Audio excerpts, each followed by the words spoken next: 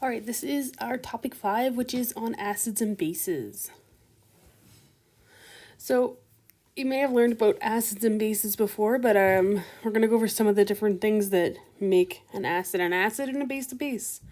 And first is acids, and some of these properties of acids are that, well, acids, they normally, and this is something really important to remember, is that like 99.9% of the time, an acid always has a hydrogen.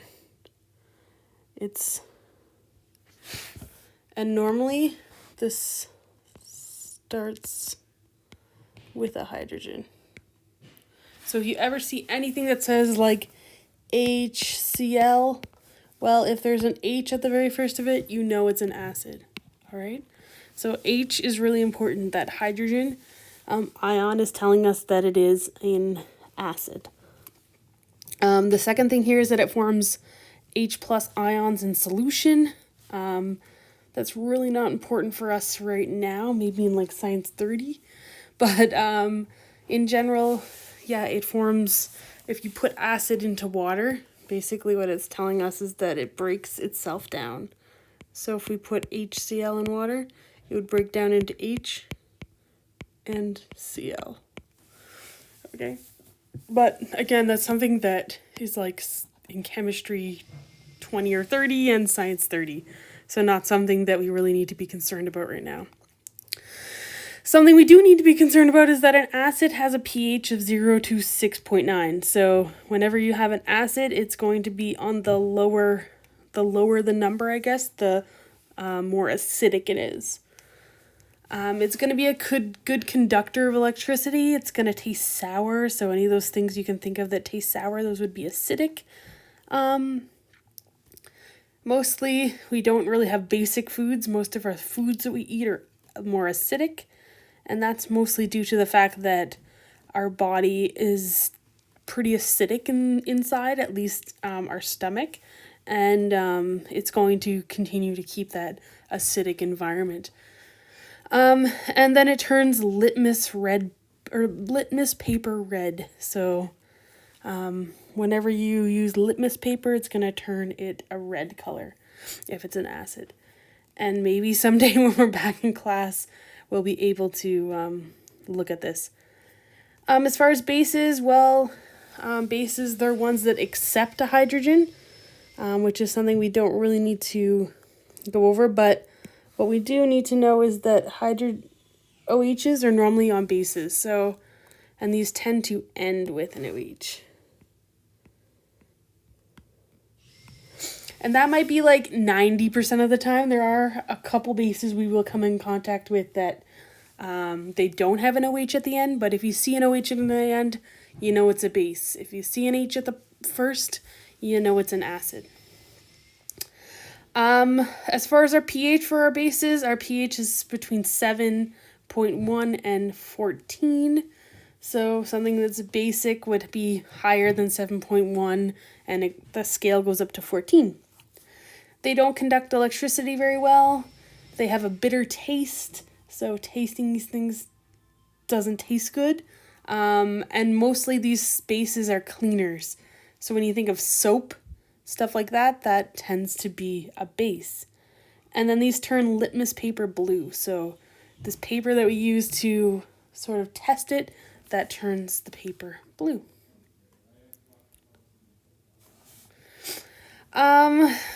So as far as neutralization goes, if acids form hydrogen ions or H pluses in solution and bases form OH negatives, what happens when we combine an acid and a base? So if we have an acid, so something that has an H on it, and we have a base which something has an OH, well, if we put those two together, they actually form water. 1H, that's H2O. So putting the acids and bases together, they can actually, what we call neutralize, and neutralize means it'll take away the acid and base properties and just become neutral. And neutral is, as far as pH, 7. So that's our happy number. It says when we combine an acid and a base of the same strength, the result is the formation of water. And this process is referred to as neutralization. Okay, so that is something to keep in mind as we continue going through this. So how do we name these? That's our main goal in Science 10, is knowing how to name stuff. So it says acids are a special type of ionic compound wherein hydrogen, H pluses, act as a cation. The naming of acids follows these 3 rules. So keep these rules in mind. We're going to maybe go and do an example. Just let me double check to make sure that they're just giving you examples. I'd like to just do an example to show you how we use this. So I'm gonna have to keep going back and forth. Maybe I can write here, possibly.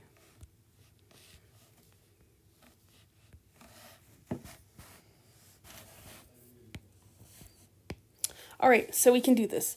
So if I gave you the formula, let's give you a formula. Let's do HCl just because that's the one I was showing you before. So if I was like, hey guys, you need to name this HCl. What is the name of this? Well, the first thing that you got to remember or got to keep in mind is that if this H is there at the very first, we know it's an acid. So once there's an H at the end, I know that's an acid. And that means I'm going to have to use the acid naming rules. The acid naming rules are on that slide. I would recommend you write them on your periodic table, on the back of the page, wherever you need, so you can reference it when you're doing your test. So HCl is an acid. So really the only thing that we need to know for that is, H, it tells us it's an acid. Now we're kind of done with that. We don't really need to write anything else about the H. What we're really concerned about is the Cl. Okay, so we need to keep in mind what the heck is Cl. Well, to do this, our first job is to figure out what is Cl. And what I've done in the past is we've been looking at this periodic table that I have in my... Oops. I think this is a picture, hopefully. Yes. So we're looking for Cl, and if we go in on our periodic table, number 17 is Cl, and Cl is chlorine. So,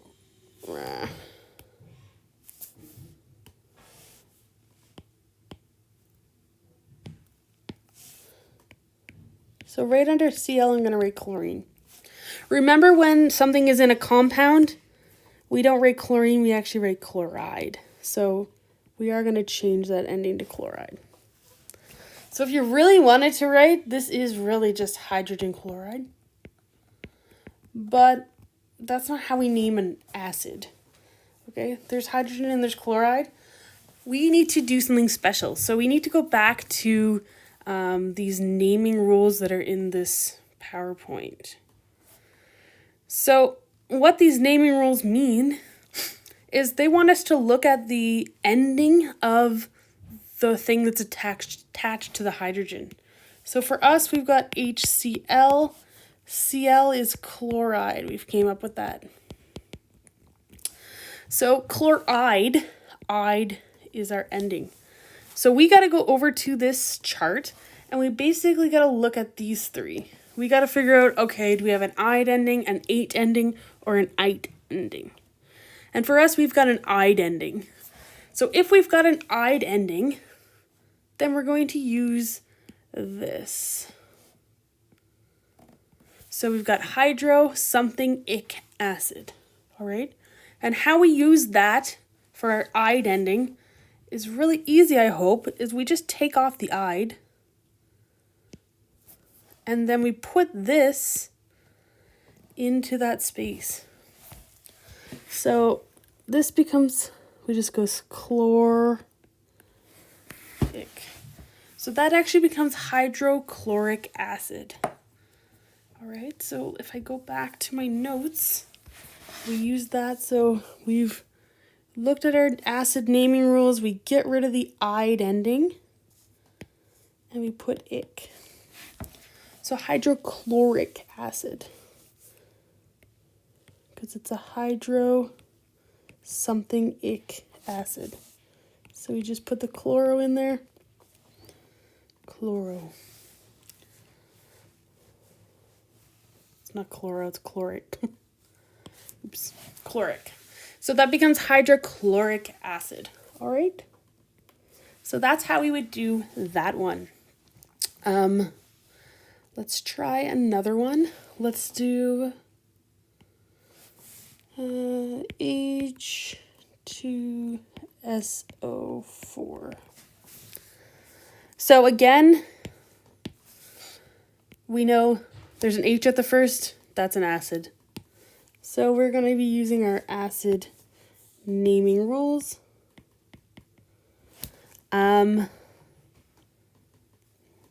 That's about it. So then our next step is to figure out what SO4 is. So the thing that's attached to the hydrogen, we need to figure out what that is. And SO4 is not going to be on our periodic table. That's actually going to be in that document that I posted on the Google Classroom. Let's see if I can open it up. Yeah, so this is our common polyatomic ions. These are something I would have printed out for you if we were in school, but it is on the Google Classroom there, and it's in our topic 4 PowerPoint. But anyway, we're going to look on this chart for SO4 because we need to figure out what the heck SO4 is. And I really hope it's on this chart. I see that it is right here, SO4, and that tells us it's sulfate. So under SO4, I'm going to write sulfate. Sorry, that's...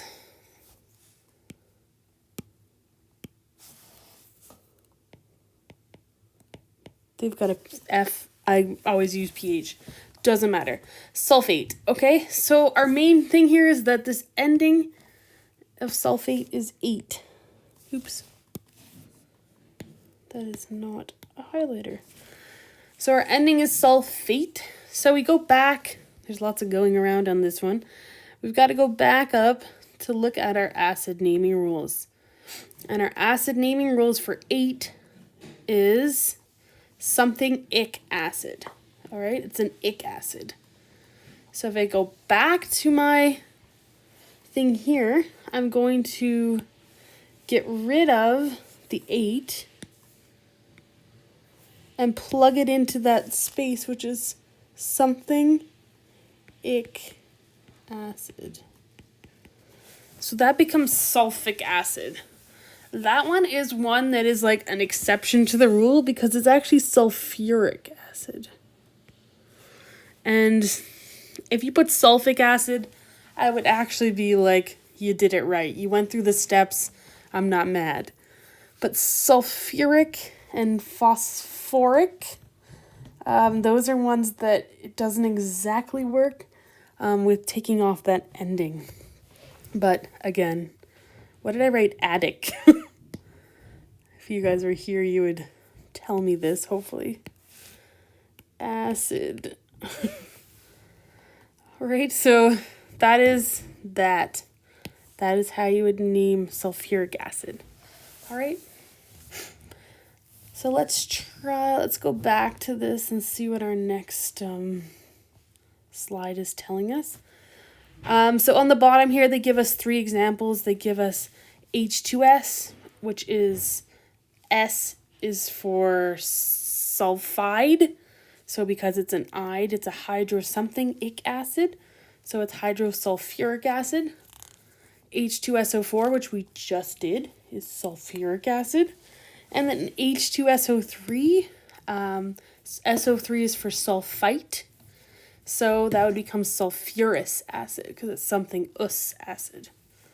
All right, so these are just the way that things work. And these are the rules that you're going to have to follow when you're naming acids. All right, so just by saying like hydrogen sulfite or hydrogen sulfate, that's not really right. But that's a place to start. And then by using that 8-ide endings, you can figure out how to actually name the acid.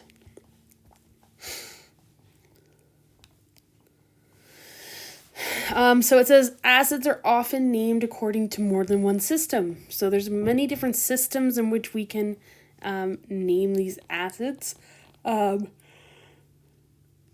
chemical formulas are on the side on the left there. If we name it as an ionic compound, like what we have been learning, then we would just say hydrogen sulfate. Using our common naming for acids, we would say sulfuric acid. And then our IUPAC naming system, which is what they use in chemistry, we would call that hydrogen sulfate. So for this, we're trying to talk about our common naming for acids. So we're talking about acid naming, and when I say acid naming, you're going to have to name it using these naming acid rules. All right. As far as bases are just named exactly like any polyatomic ion. They give you the example here, NaOH, which is sodium hydroxide. BaOH is barium hydroxide. So there's no fancy naming here. You're literally just naming it how it goes across the reading straight across. So let's do CaOH2. So if we have that, in order to figure out if this is an acid or a base, well, the OH at the end is telling us it is a base. But again, it really doesn't matter. As long as there's no hydrogen at the first, you're just going to name it like it is. So we look up what Ca is.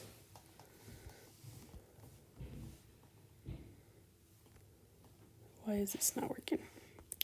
So number 20 is Ca, and that's calcium.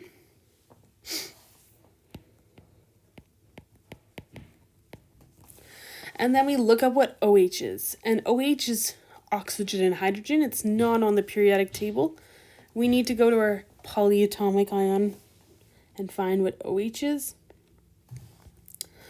OH is hydroxide.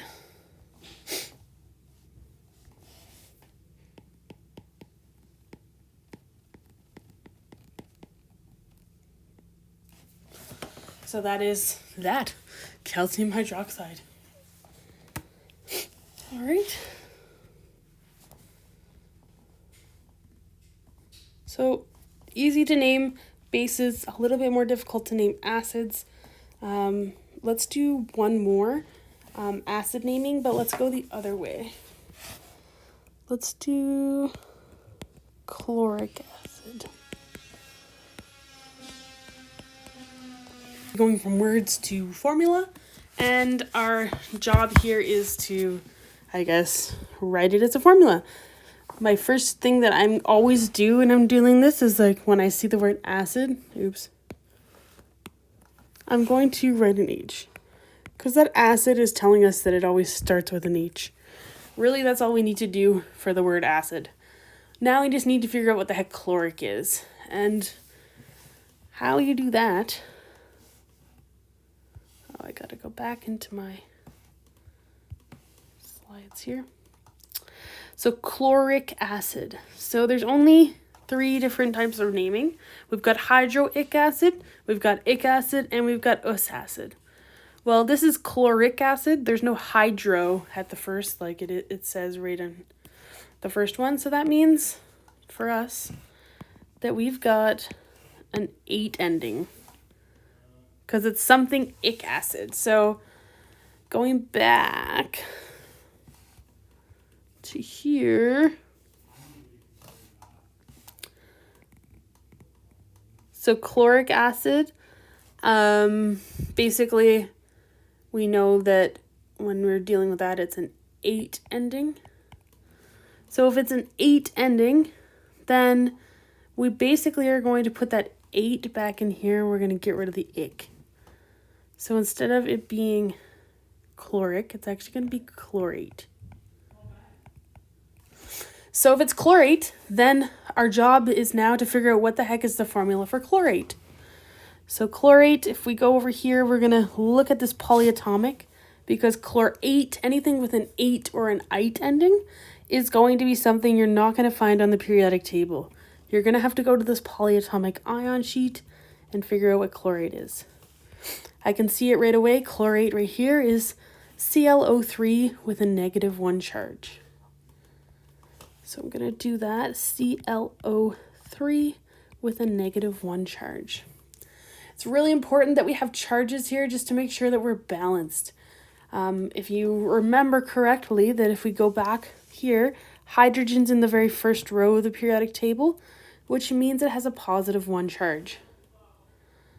So if it has a +1 charge and our chlorate has a -1, these are the same, so it's balanced. So really, our final answer should be written with no charges, and it should look something like this. Okay, so chlorate, HClO3, that is what it is chloric acid is HClO3. All right, so that's a little bit more of a detective work there. You're going to have to go backwards, and then you're going to have to balance. Not as quite as simple as working your way forward, but again, something that is definitely doable. All right, so that's how we name acids and bases, and we're just going to, at the very end of this slide show, we're going to figure out or look at the pH scale. So the pH scale, why then do acids have a lower pH than bases? Well, using the pH scale, it's a logarithmic scale. And if you remember from math what a log is, basically a log means that it's going by base 10. And maybe that means nothing to you. But basically what that means is that every single level from number 1 to number 2 and number 2 to number 3, each one level goes up times 10. So it's going up. Each one is quite a bit stronger than the one before. pH is actually determined by taking the negative log of the concentration. So substances with a higher hydrogen ion concentration will have a pH closer to 1. Okay, so I'm going to erase that just for a second, but basically what they're trying to say here is that the more hydrogen you have,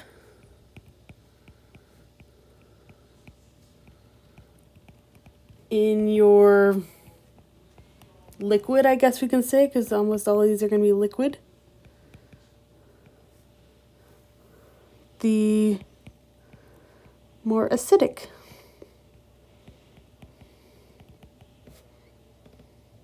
and the lower the pH. Oops.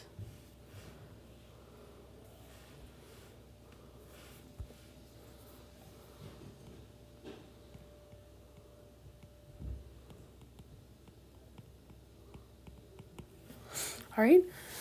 So I actually skipped a slide here. Oops. So let's go back here for a second. Sorry. It says about acidic and basic. So yeah, acidic is between 1 and 6. That neutral zone is at 7. And then 8 to 14 is our basic. Substances with lower pH have higher or more hydrogen ions in them than those with a higher pH. And each time you shift one space on the pH scale, you're increasing or decreasing by 10 times the hydrogen concentration. Thus, soda, which is a pH 4, is 100 times stronger than an acid than black coffee, for instance. So they're showing you soda. If I can get a soda versus black coffee. So each time you go down the scale, you get 10 times more hydrogens. So between black coffee and soda, it's 100 times more acidic. The pop is than the coffee. Okay? So what I was talking about before, the more hydrogens you have in your liquid, the more acidic and lower the pH. Substances with a lower hydrogen ion concentration will have a pH closer to 14. So if you have less hydrogens in you, in your substance, then you're going to become more and more basic, or another word is alkali. So if we look at this pH scale, if you turn it sideways, I can't do that, but starting at the very bottom here, that the most acidic thing on the scale is battery acid. Battery acid is definitely something you don't want to get on you. Very acidic, very corrosive. Number 2 is gastric acid. So gastric acid would be this acid in your stomach. And like I said, that's why our foods that we eat would be more acidic, because our stomach's already acidic. So it's not going to neutralize stuff when you put it in your stomach. Hydrochloric acid, that's what we were talking about before. That's HCl. I'm not writing with the right thing. But HCl is hydrochloric acid, and that's something that you would find in the lab. That's one of our strongest acids. Soda, that's pop, I guess. Maybe this is American, but that is pretty acidic, and you guys may have seen before where you can like take rust off things with Coke. Well, that's probably why it's a pretty acidic acid. Number 5 would be acid rain. So acid rain is the rain that falls from the sky that's got pollution in it, which makes it more acidic than pure water. Black coffee is number 6, so more going towards more neutral, but again, coffee a little bit acidic, and so drinking coffee, I guess, over time could be bad for your teeth, not just changing color, but degrading them in some way because it is acidic. Your saliva is going to be closer to 7. So urine and saliva, those are closer to, they're a little bit acidic, but tend to have close to neutral. Our pure water would be our full neutral. That is something that should be water, if it only has water in it, then it should be neutral. Our seawater, that has salt in it, and salt is definitely something that can create things to be more basic or more alkali. So when you see something that's more salty, that would become more alkali. And if you think about our food intakes, we know that it's not good to eat a lot of salt, and maybe that has a lot to do with the fact that that is a basic food, and bringing those basic things into our body could be, I guess, neutralize that stomach acid, which helps to break down your food. So that's not the only thing. There's many other reasons why salt's bad for you, but just thinking of that might be, makes sense. Baking soda. I don't know if you've ever tried eating baking soda. It's very terrible, very bitter.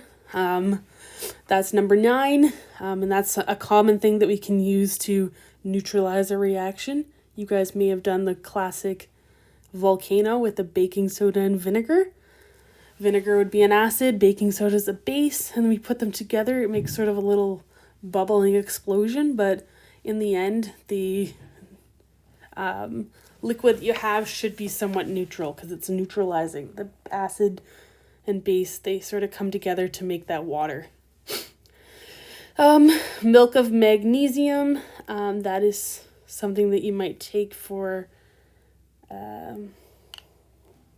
if you have heartburn or acid reflux. That is something that's basic to try and bring down that acid that could be coming up and burning your throat. You might also take like Tums or Rolaids or something like that, and those are those things that are basically really chalky, salty things that are going to try and bring down the acidity in your throat. Ammonia, that is a cleaner. Definitely you can find that's not going to be something that you would want to put on your skin, really basic. Soapy water would be 12. So soap can definitely be pretty basic, and that's why depends on the type of soap you use. Some of them will make your skin more dry. And that's mostly just due to the fact that it's on pretty high on the scale. Anything that's farther away from 7 in either direction is going to be not great for our skin. So using soaps that are lower pH would be better from that 12 point, because they're not going to be as bad for our skin. Number 13 on our scale is bleach, and bleach is something that we know if you touch that to your hands, it'll sort of make your hands feel really dry, possibly burn. That's corrosive. So quite strong on the basic scale. And then number 14 is drain cleaner. So it's something that, like, what is it called? Drano. You know, you use to liquid plumber to get rid of clogs in your sink. That's going to be a really basic chemical. All right. So some common uses of acids and bases. Well, here's a chart of them. We've got hydrochloric acid, which is also has some common names here. We use hydrochloric acid for toilet bowl cleaner, masonry cleaners. It's in our stomach. Metal cleaners, used to make sugar apparently and glue. Didn't know that. Carbonic acid, that's something, carbonated water we have. Soft drinks, anything that has that bubbly. Sulfuric acid, that's battery acid, also in acid rain and air pollution. Nitric acid, that's something I guess you use to remove warts. Causes yellow stains on your skin. Phosphoric acid, this is something that is in acidy soft drinks, so maybe something like Red Bull. You know, it sort of has that burningness to it. It might have phosphoric acid in it. It's also a component of ATP in our DNA. I don't know if you know what ATP is, but it's sort of the energy inside of our cells. Lactic acid, that's acid that's in milk. Sodium hydroxide, that's NaOH. Potassium hydroxide is KOH. That's like soaps and textiles. Magnesium hydroxide, that is used in laxatives and antacids. Antacids would be those things that, like Tums and stuff like that. Calcium hydroxide, this is, it says an astringent, so it would be something that, some sort of cleaner, but also lime can be used in agriculture, so used as a fertilizer or to neutralize the soil. Ammonium hydroxide, that's used as window cleaner, so you can see ammonium hydroxide in Windex. Ammonia is something that is used in fertilizer. Sodium carbonate, which is in detergents. And then sodium phosphate, that is in detergents as well.